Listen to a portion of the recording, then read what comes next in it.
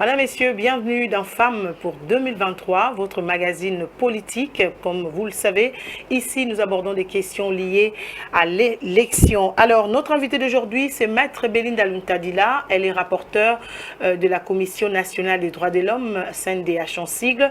Mais nous la recevons aujourd'hui comme candidate gouverneure du Congo central. Bienvenue à vous, madame. Merci beaucoup, madame. Avec elle, nous allons parler de son projet de société, mais aussi des défis qui l'attendent. Vous le savez, chers téléspectateurs, la Commission électorale nationale indépendante vient de reporter l'élection des gouverneurs et vice-gouverneurs dans 13 provinces de la RDC. Je vous propose de suivre cet élément et on se retrouve juste après. Initialement prévue pour le 6 avril 2022, l'élection de gouverneurs et vice-gouverneurs dans les 14 provinces sont décalée de 30 jours, soit au 6 mai 2022 pour des raisons financières. Ce report a été annoncé à travers un communiqué publié ce mercredi 23 février par la Commission électorale nationale indépendante. Ce communiqué informe que pour la finalisation des procédures de dérogation de décaissement de fonds conformément à l'instruction 15 bis de la Banque centrale du Congo et pour des raisons d'inclusivité, la CENI a décidé de reporter ses scrutins dans les 13 provinces ainsi que celle de Sankuru. En prélude du récent calendrier, le processus de réception des candidatures a été clos. Selon la centrale électorale congolaise, 67 dossiers de candidature ont été déposés, dont 11 femmes et 56 hommes. Le rapport consolidé de monitoring de ce 23 février, issu de 13 bureaux de réception et traitement de candidatures, à part celui de la province de Sankuru, présente la situation suivante. Au total, 183 formulaires de candidature ont été retirés, dont 10 par le parti politique, 14 par le regroupement politique et 159 par les candidats indépendants. 129 notes de perception ont été retirées auprès de la DGRAD dans 79 paiements de la caution effectuée. Il convient de noter qu'à la clôture ce jour des bureaux de réception et traitement des candidatures, la province de la Lomami n'a enregistré aucun dépôt des candidatures. Rappelons que ces élections concernent les provinces de Bazouélé, Olomami, Kasaï oriental, Congo central, Lomami, Maïndombe, Tanganyika, Maniema, Mongala, Chopo, Kasaï central ainsi que la province de l'Ituri après l'état de siège. Alors, madame Belinda Luntadila, vous avez suivi avec nous l'élection des gouverneurs reportée en 30 jours. Ça ne vous dérange pas? Pas du tout. Alors, les raisons évoquées par la CENI d'ordre financier, alors si ça se répétait, que l'élection serait encore reportée, est-ce que ce n'est pas une manière de camoufler qu'il n'y aura pas réellement élection cette année? La CENI ne l'a pas dit, pourquoi on conclurait ainsi? Ils ont dit qu'ils ont reporté parce qu'il y a un problème de finances et dans toute organisation, il faut bien se préparer. Moi, je crois que je dirais plutôt reculer pour mieux sauter parce que de déclarer forfait, comme c'est souvent dans les matchs de football, j'aime bien prendre l'exemple du football, au lieu de déclarer forfait, on dit report de la compétition. Donc on attend la date qui va arriver, on va y aller. Entre-temps, vous continuez à vous préparer? Évidemment. D'accord. Alors, Belinda Luntadila, candidate gouverneur au Congo central, pourquoi? D'abord parce qu'il y a une ambition. Cette ambition, c'est de continuer à participer au développement de notre pays. Et je crois que mon modeste parcours l'a démontré jusqu'à ce jour et je voudrais continuer jusqu'à ce que le Seigneur en décidera autrement. Mais en attendant, j'y vais. J'ai dit que je vais y participer. Aujourd'hui, il y a la particularité du développement de nos provinces. Parce que vous savez, ce n'est pas seulement Kinshasa. Kinshasa fait partie des provinces, bien sûr, mais la capitale a assez de regard sur elle. Et il faudra maintenant également jeter le regard vers nos provinces. Nos provinces sont riches, il y a beaucoup de difficultés. Nous nous sommes dit que c'est une façon pour nous de participer au développement. Mais il y a des questions qui se sont posées pour dire qu'il reste juste un an et demi. Moi, je peux dire qu'en quelques jours, on peut faire de grandes choses. Mais toute seule, bien sûr, on n'y arrivera pas. Il y a les institutions locales qui sont installées. Il y a la population qui doit également accompagner. Et donc, nous estimons que nous allons y arriver avec les efforts de tout le monde. Alors, êtes-vous au courant des grands problèmes qui rongent les Congo central? Évidemment, puisque je suis presque tout le temps. Même si je suis rapporteur de la Commission nationale des droits de l'homme, ça veut dire que je reçois les rapports de la RDC dans l'ensemble, dans le Congo central. Et le Congo central, on peut dire Dieu merci, parce que ce n'est pas nécessaire d'y aller par avion. On peut prendre la route à tout moment. Et donc, ça veut dire que je suis autant que je peux. Alors, quels sont ces problèmes-là? Les problèmes sont, je crois, généralement dans l'ensemble pour toute la RDC. Toutes les provinces de la RDC, mais si on doit prendre la particularité de notre province du Congo central, bon, c'est les routes de dessert agricole. Parce qu'on voudrait bien développer, mais il faut que les gens arrivent à se déplacer. Il faut que les enfants aillent à l'école dans des conditions convenables. Mais jusqu'aujourd'hui, il y a un problème de route. Dans d'autres pays, ce n'est que l'agriculture qui développe. Et nous, au Congo central, on a tous les moyens. Moi, je mets un accent sur les routes de dessert agricole parce que je pense que cela va un peu désenclaver la province et faciliter le déplacement de tout un chacun, faciliterait également le développement, les échanges entre telle ou telle autre zone, tel autre territoire ou tel autre district. Vous savez, il y a le programme des 145 territoires lancé par le gouvernement et l'accent est mis en avant sur la question de l'agriculture parce que on est tous conscients que cette question, je l'ai dit tout à l'heure, est très très importante dans la contribution du développement. Au Congo central, bien sûr, on a d'autres priorités, mais moi j'insiste sur les routes de dessert agricole. On parle de l'énergie, l'hydroélectrique, 70%, c'est au Congo central. Et pourquoi la grande partie de notre province n'a pas d'électricité? On se pose la question. Justement, c'est ce qui inquiète. Donc, justement. Et donc, s'agissant également de nos ports, c'est vrai que il n'y a pas encore de port en eau profonde, c'est un projet qui a été... le chef de l'État a signé, enfin, les accords ont été signés pour l'annexe par rapport à l'exécution du port en eau profonde. Mais les deux ports que nous avons, même s'ils font encore des transits, on peut le dire, parce que les grands navires s'arrêtent à d'autres ports, d'autres pays que j'aimerais pas citer. Mais entre-temps, il y a ces gros bateaux qui arrivent, mais il n'y a pas de retour. On nous reproche. J'ai été tout à l'heure avec un représentant d'un autre pays qui est un peu surpris de savoir que nous avons de grands ports, Matadi et Boma, mais les bateaux, quand ils rentrent, ils sont vides. Ça veut dire que c'est un manque à gagner pour nous. On se pose la question pourquoi. Justement, c'est parce qu'il y a un problème de route. Pour faire parvenir les marchandises de tel à tel autre endroit, il faut des routes convenables. Ça pose un problème. Et dans d'autres pays, ils n'ont pas de tomates, ils n'ont pas d'ananas. Ils réclament, nous en avons à profusion, mais qui pourrissent parce qu'on ne peut pas les déplacer facilement. Et donc tout ça font partie des problèmes prioritaires de notre province, à côté des problèmes généraux qu'on a par rapport à la santé, l'éducation, les écoles, il n'y en a pas. Et pourtant, j'ai dit tout à l'heure, le Congo central est tout près de la capitale, mais on se demande par rapport à la rétrocession déjà qui n'est pas suffisante. On a eu encore écho à la dernière réunion des gouverneurs, à la conférence des gouverneurs, mais également avec les ressources que nous avons sur place, pourquoi on n'arrive pas à développer nos provinces? C'est ça la grande question. On s'est dit que nous n'allons pas apporter de miracle, mais nous pensons que nous pouvons contribuer justement à ouvrir cette voie pour le développement de notre province. D'accord. Alors, Madame Belinda, il y a les Né-Congo qui ont parlé. Elles ont chacune, parce que ce sont que deux femmes qui ont parlé, malheureusement, on n'a pas respecté les genders. Elles nomment les défis qui vous attendent une fois élu gouverneur. On suit cet élément. Il y a une femme Né-Congo de la diaspora et il y a une autre qui est précisément à Matadi. Elle est juriste et elle a dit ceci. Oui. Bonjour. L'élection des gouverneurs, c'est pour bientôt. Oui. Alors, pour le Congo central, il y a beaucoup de candidats, les hommes et les femmes. Selon vous, quel est le profil du prochain gouverneur? Déjà, selon nous, en fait, nous voulons avoir un Congolais fiable. Pourquoi un Congolais fiable? Parce que le Congo central, c'est le changement de demain. C'est l'eau qui dort. Nous avons besoin d'un candidat qui connaît le Congo central. Nous avons besoin d'un candidat qui connaît la souffrance des parents du Congo central, de nous les enfants du Congo central.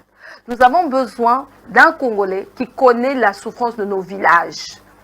Nous, on est dans les Mbandakisiwa. Nous voulons un Congolais qui est descendu sur terrain, qui connaît nos villages, qui sait quelle est la souffrance que nous avons. Nous avons des souffrances d'eau potable, nous avons des sources. Aujourd'hui, nous ne pouvons même plus atteindre ces objectifs. Le candidat peut arriver, nous dire, il s'arrête vers Kissantou, il nous dit, oui, c'est bon. Nous n'avons pas besoin d'un candidat fantaisiste. Nous avons besoin d'un changement. Nous avons besoin d'un candidat qui connaît la cuisine interne du Congo central, qui connaît les problèmes du Congo central. Nous avons un problème. Nous avons un problème parce que le Congo central a beaucoup d'agriculture. Au Congo central, nous, on a fait des formations là-bas. Ces mamans ont beaucoup de capacités. Mais qu'est-ce qui se passe? Ils n'ont même pas de chaîne de valeur. La chaîne de valeur n'est pas suivie. Notre Congo central dort encore. Nous voyons aujourd'hui que l'investissement, les gens ne viennent pas investir au Congo central. Pourquoi ils ne viennent pas investir au Congo central? Parce qu'ils se disent que les terrains aujourd'hui sont très chers. Nous avons besoin d'un Congo central qui prospère. Nous avons besoin d'un Congo central qui avance.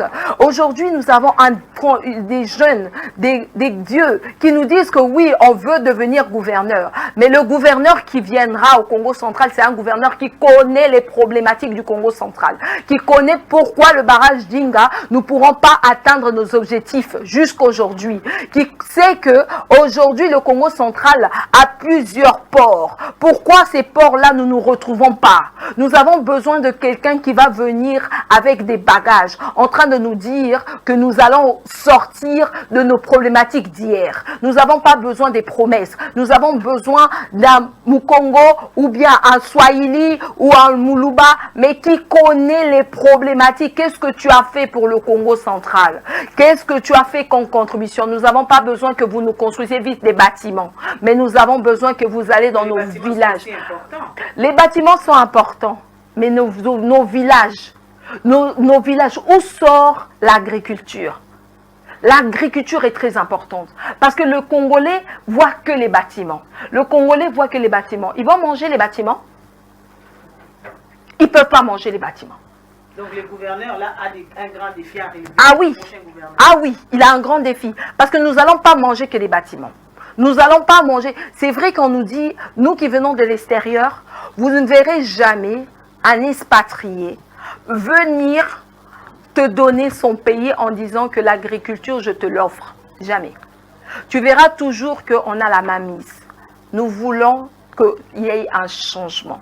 Que autant que Congolais, que nous ayons toujours la mainmise. Que nous ne puissions pas voir comme aujourd'hui nous voyons que les Chinois ont tout. Et aujourd'hui, vous arrivez à un point où nous, en tant que fils du pays, nous ne nous retrouvons pas. Pourquoi nous ne nous retrouvons pas? Parce qu'il y a déjà des gens, des étrangers qui ont pris part. Alors, je vais vous dire une chose. Le candidat qui arrive, nous ne te demandons pas que tu aies beaucoup d'argent. Mais nous voulons que tu aies la sagesse et l'intelligence. Nous voulons que tu aies des principes, l'honnêteté. Parce qu'aujourd'hui, le candidat qui va aller au Congo central, nous sommes des Bas-Congo.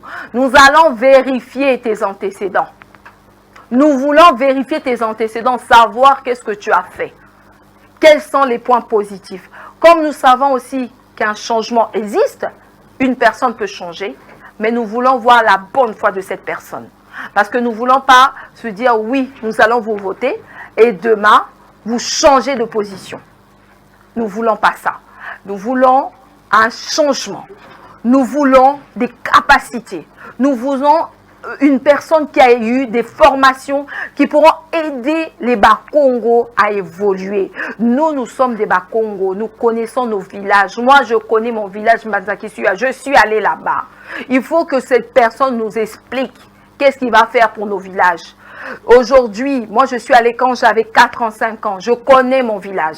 J'ai vécu dans mon village. Mon père était notable à Kisanto. Je suis allée, je connais Madimba, je connais. Donc aujourd'hui, le candidat qui va venir ici, tu ne vas pas nous parler de Kisanto, parce que tout le monde connaît Kisanto. Tu ne vas pas me parler de Kasangulu, tout le monde connaît Kasamulu. Nous voulons que ce candidat-là nous parle de Madimba, au fif au fond, de Mbanzaki Siwa. Emmène-nous dans le camion. Nous voulons ces candidats-là. Ce candidat qui va nous apporter un changement. Alors voilà, les défis qui attendent le gouverneur, le nouveau gouverneur que nous aurons dans notre très chère province du Congo central, à mon avis, sont premièrement la confiance. Il y a une crise de confiance entre la population et les autorités. Cela fera beaucoup d'années aujourd'hui que toutes les promesses sont non tenues. On a un problème de stade, on a un problème de fédérer toutes les populations. On a un problème aussi de crise même économique, dans le sens où la province du Congo central, c'est parmi les provinces dont l'enveloppe nationale, c'est une province qui apporte quand même un grand lot. Un grand lot en termes de péage, en termes des entreprises, mais la population au finish ne se retrouve pas. Nous n'avons pas des infrastructures adéquates, nous n'avons pas des édits qui sont vraiment au service de notre population. Et donc, voilà, même la ville de Matadi, qui était en son temps une très belle ville, aujourd'hui les routes laissent à désirer, les structures sanitaires, n'en parlons pas. Donc, je pense que c'est des défis auxquels il faut faire face. Voilà pourquoi d'ailleurs nous voudrions militer, nous militons d'ailleurs pour que nous puissions avoir une dame, parce qu'une maman sait fédérer.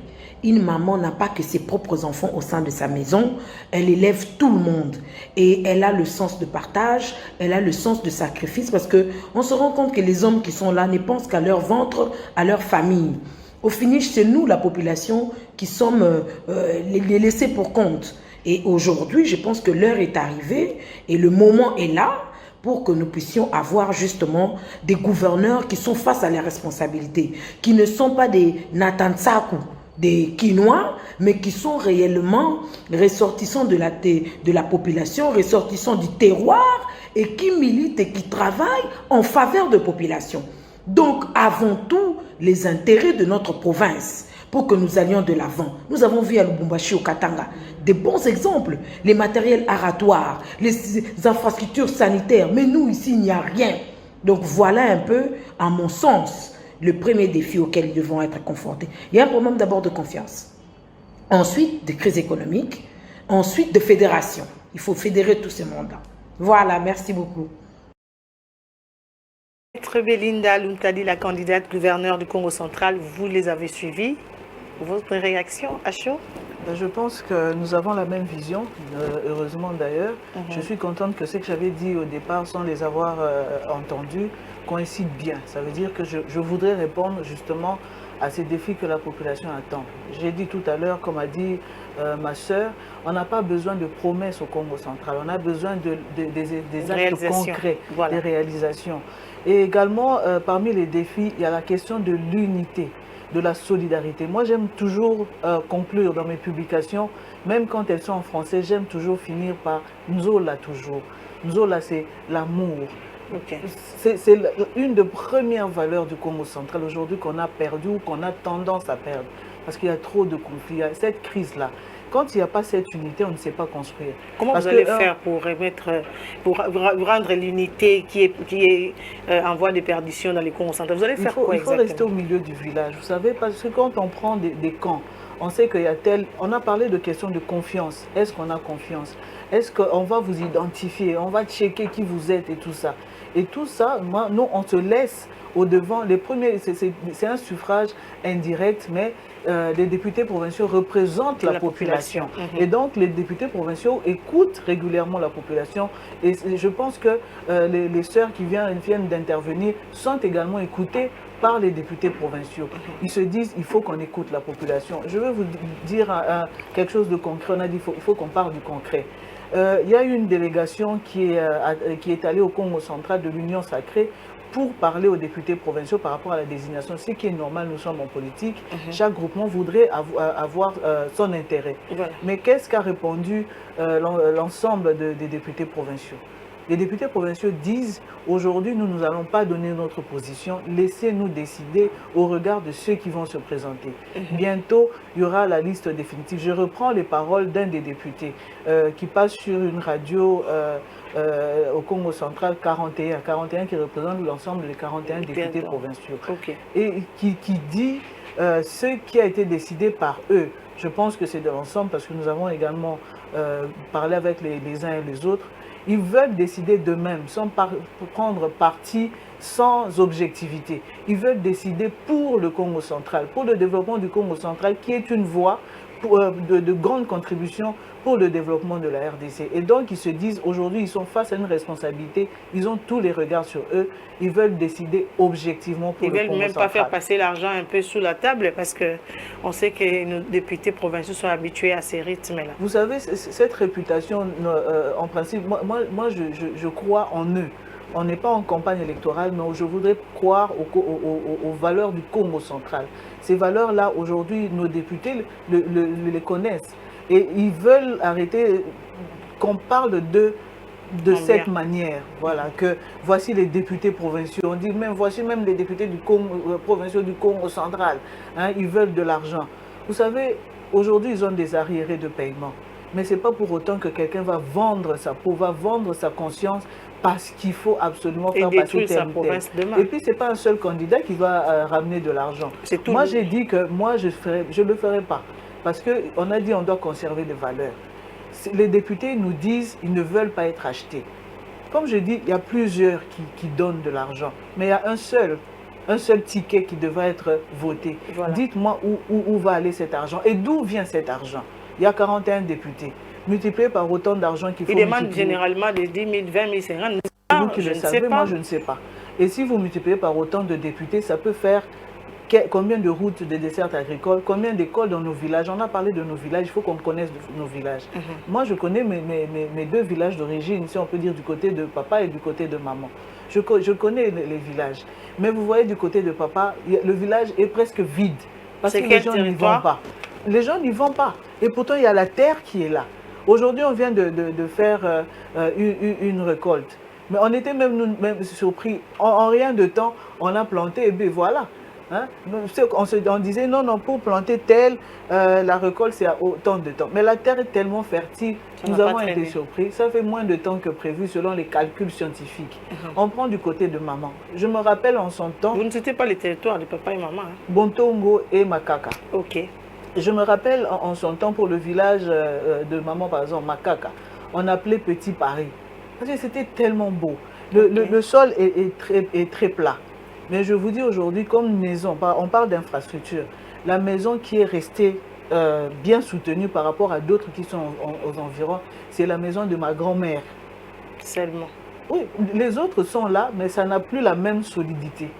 Vous voyez, les gens viennent vers les grandes villes. Mais pourtant, il y a toute cette richesse de l'autre côté. Pourquoi tout le monde veut seulement venir à Kinshasa? Mais justement parce qu'il n'y a pas eu, on applaudit aujourd'hui le programme de 145 territoires, mais on attend aussi l'applicabilité. Et cette applicabilité, c'est un projet qui vient du gouvernement central, mais qui doit être relayé par le gouvernement provincial. 145 territoires, oui, mais que faisons-nous de nos villages? Je veux vous dire, vous avez dit que vous m'avez présenté comme rapporteur de la Commission nationale des droits de l'homme. J'y suis arrivé pour représenter les associations des droits spécifiques des femmes, toutes, mais il fallait passer par une organisation. Moi, je suis passé par l'organisation Réseau de Congo Genre et Développement.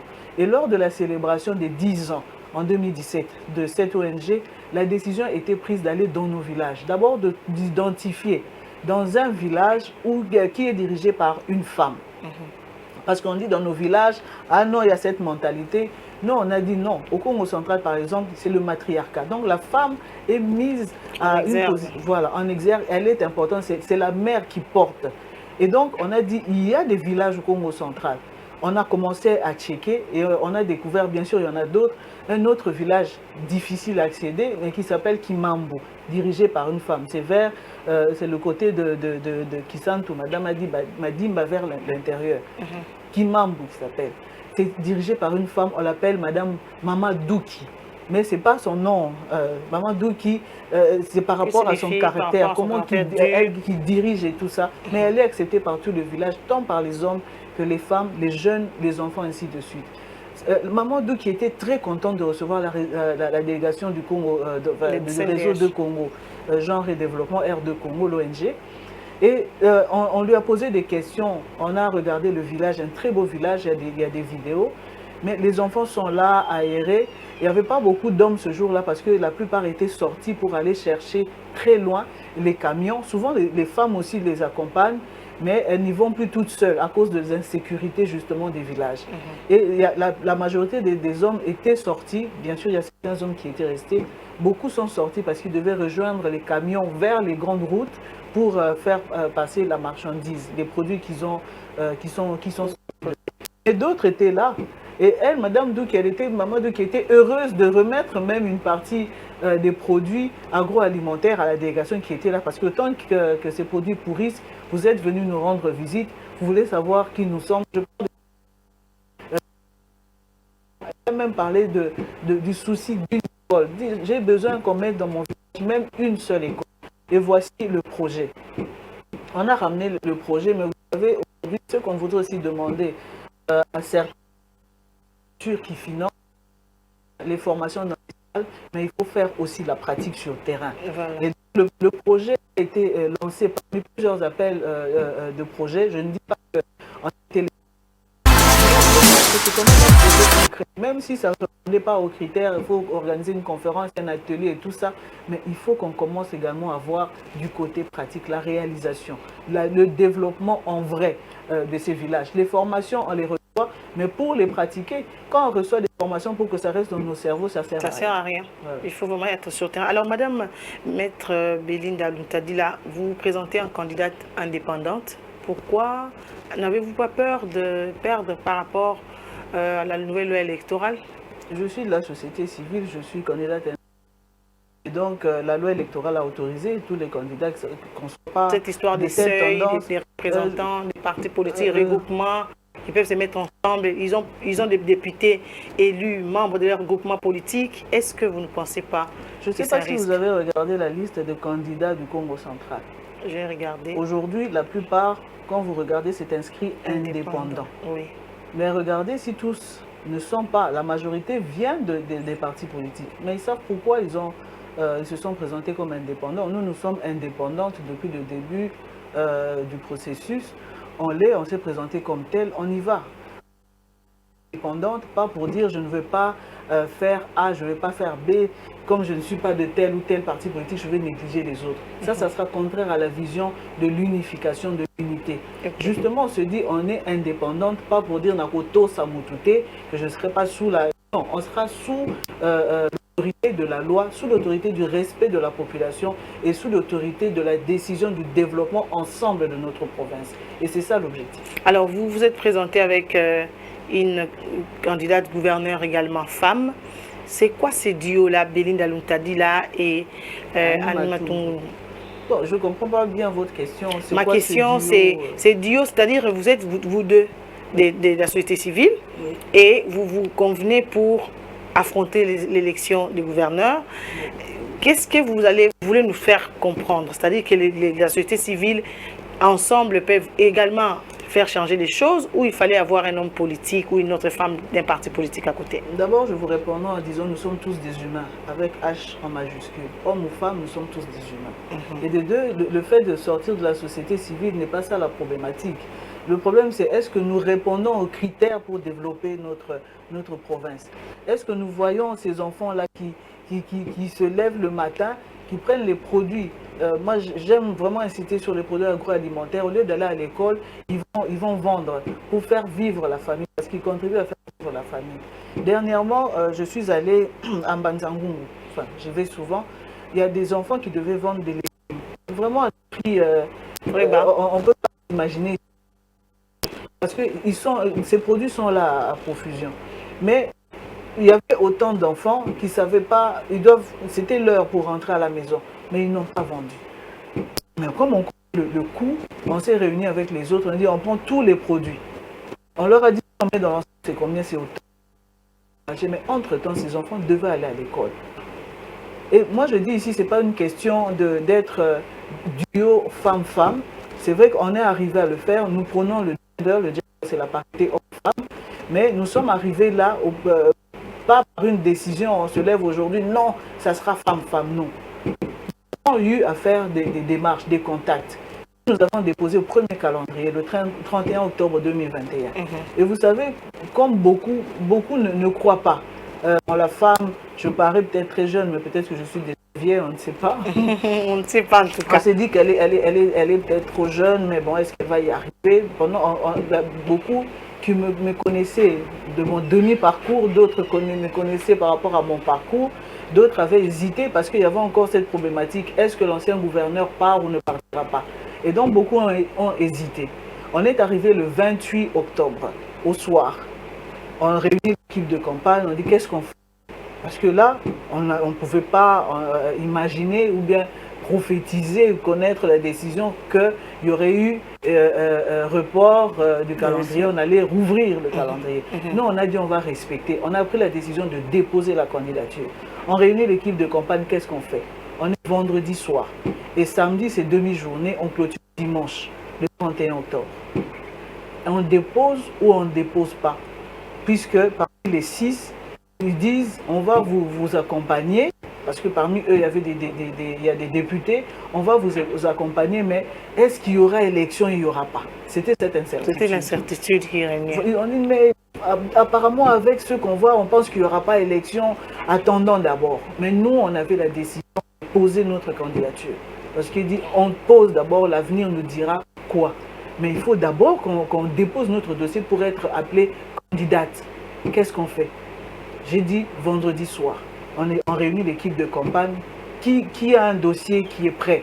Parce que dans l'équipe de campagne, tout le monde a la compétence et les critères qu'on a demandé à la CENI.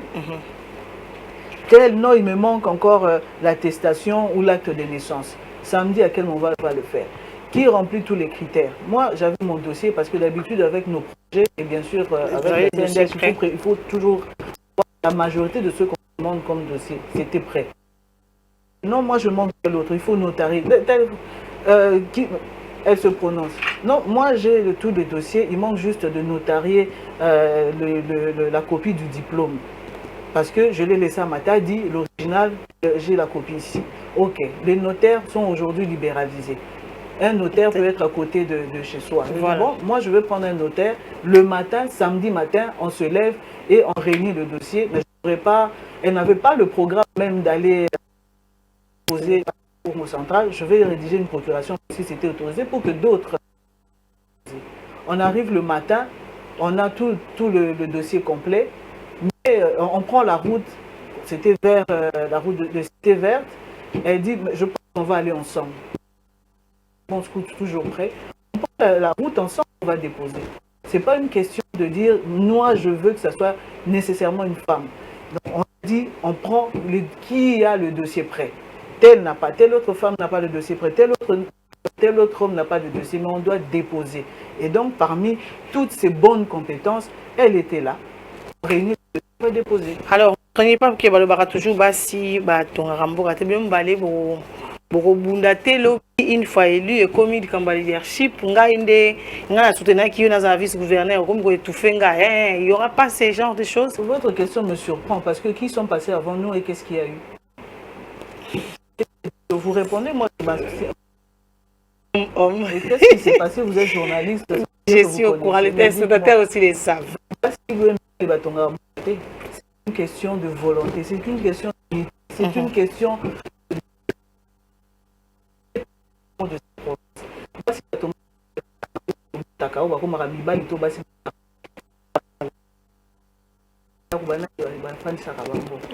Pourquoi leur dire ça, c'est une façon de décourager les femmes justement pour dire il faut laisser tomber, il ne faut pas y aller parce que je disais, mais tu sais, les gens être dans un ticket avec Maître Béline, elle est sévère, elle est très dure. Est-ce que vous allez vous entendre? Et là, vous parlez comme si vous savez, c'est pas aujourd'hui qu'on a commencé à travailler ensemble. Ça fait longtemps, si on devait se battre, ça devait être un peu plus avant. C'est pas une question de sévérité, juste on a besoin de quelqu'un. C'est pourquoi moi je viens m'arriver tel que c'est arrivé, je viens m'attaquer à elle, je suis aujourd'hui candidate vice-gouverneur, on va y aller et c'est à vous de nous coter, de nous juger à ton Aramboukate, parce que Nibali Batibiso Yabango. Et voilà. Et même pour dire que les députés provinciaux, ils veulent voir maintenant ce défi. Il y a beaucoup, comme vous avez posé la question, qu'est-ce qui se cache derrière? Mais il n'y a pas un message particulier, c'est un message pour dire nous sommes aussi capables de construire, nous sommes aussi acteurs, actrices de développement à côté de vous, des hommes aussi compétents, et ensemble on peut travailler, on peut développer notre pays et particulièrement notre province. Alors, Madame Belinda, sur la liste des candidats qui ont postulé, il y a aussi d'autres visages féminins. Alors, pourquoi ne pas vous, entre vous les femmes, vous voir ou concerter pour présenter une seule candidature féminine? Vous avez parlé tout à l'heure des regroupements, des tendances, ainsi de suite, mais cela n'amène pas la division. Si je vous dis que nous parlons tous les jours, en tout cas jusqu'au 17 selon les listes qui sont dernière liste, je ne sais pas si votre candidature était déposée, mais il y avait 2 candidatures féminines titulaires. Mais si je vous dis qu'on parle tous les jours, et on s'encourage tous les jours, et quand on a publié le nouveau calendrier, c'est l'autre qui me dit Maman Belinda, tout est là, donc tout est là. Voilà. Et pourtant, elle est dans un autre ticket. Moi, j'ai dit Maman, tout est là. Les femmes sont toujours unies. Voilà, on va y aller. On est unis dans le Nzola toujours, dans cet amour. On ne va pas aller se battre là. C'est une compétition. J'ai donné un exemple. J'ai publié en disant, après le match de football, après le temps d'accrochage, ainsi de suite, quelqu'un veut arriver au point de pénalty, c'est l'autre qui accroche pour qu'il y ait au moins le corner, parce que le pénalty, c'est sûr à 90% que ça va être, ça sera marqué. Mais après tout ça, les gens s'embrassent et se changent de maillot. Voilà. Pour dire que nous sommes dans une compétition. Ce n'est pas une question de vie ou de mort. Les gens doivent se faire absolument du mal pour y arriver. Ça veut dire que ce n'est pas une vision de développement, mais une vision de division, si on peut le dire ainsi. Mais si on a dans sa tête cette vision de compétition pour gagne, pour le développement de d'autres provinces, je crois que cette unité-là va être récupérée. Parce que vous savez, les gens disent que vous êtes en train de rêver, c'est ça la politique. Mais c'est quoi la politique? La politique, l'objectif, c'est construire, se développer. Mais on va bâtir comment?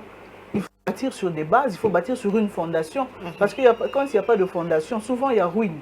Il faut cette fondation. La fondation est féminine. La femme est là. Nous sommes à plusieurs candidates, mais il y a aussi une organisation au Congo central. Et cette organisation, elle demeure. On va se parler, on se prépare. Sous l'arbre. Sur l'arbre par l'arbre. Nous, on dit le Kinzonzi. Je crois que c'est même devenu le mot congolais en général. Voilà. Pour moi, le congolais avec C, pas avec. Okay. Le Kinzonzi, c'est pour tout le monde. Quand on a des mariages coutumiers, que ce soit du Congo central ou d'autres provinces, on utilise le terme Kinzonzi. Le Kinzonzi, c'est du Congo central. Donc vous allez faire les Kinzonzi avant les élections. Okay. Alors pour terminer, Madame Belinda, une fois élue, quel est le projet de Belinda Lutadila? Je crois que c'est la question que vous m'avez posée tout au début. C'est d'abord, la première, c'est cette cohésion-là, pour construire ensemble. La cohésion, mais j'insiste, le projet de société, on va le présenter dans l'ensemble en temps utile quand la campagne électorale va commencer, parce que ça sera autorisé officiellement. Mais en attendant, si je dois donner ma vision, je l'ai expliqué au début, cette cohésion, cette unité, le souci de relier tous nos territoires, tous nos districts avec de bonnes routes qui serviront à tout le monde. Ceux qui doivent se déplacer pour aller prendre des contacts par-ci et par-là, ceux qui doivent se déplacer pour évacuer leurs marchandises, ceux qui doivent se déplacer pour aller avoir des soins de santé, ceux qui doivent se déplacer pour aller étudier dans des écoles qui sont proches, mais qui doivent prendre de bonnes routes. Tout passe par les routes. Et donc, voici ma première vision. Les routes pour que tous ces canaux que j'appelle éducation, santé, viennent ensemble pour se relier.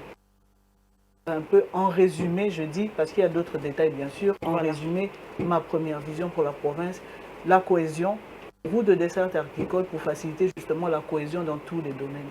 Merci beaucoup, Maître Belinda, d'avoir été le nôtre. Madame, messieurs, c'en est fini pour ce numéro. Vous avez suivi la candidate Belinda Lutadi, la candidate gouverneur au Congo central. Elle a donné les grandes lignes de son projet de société parce que ce n'est pas encore permis de les dévoiler. Ça sera dévoilé devant les députés provinciaux. Vous l'avez entendu, la femme est capable. La femme est capable de les diriger comme les hommes les font. On n'est pas des ennemis, on est juste des adversaires pour chercher à apporter le changement. Elle tient à changer son Congo central, elle tient à apporter sa pierre parce que c'est une ambition qu'elle a eu toujours et aujourd'hui elle veut la réaliser. Merci à vous, chers téléspectateurs, et à tous les députés provinciaux du Congo central qui nous ont suivis.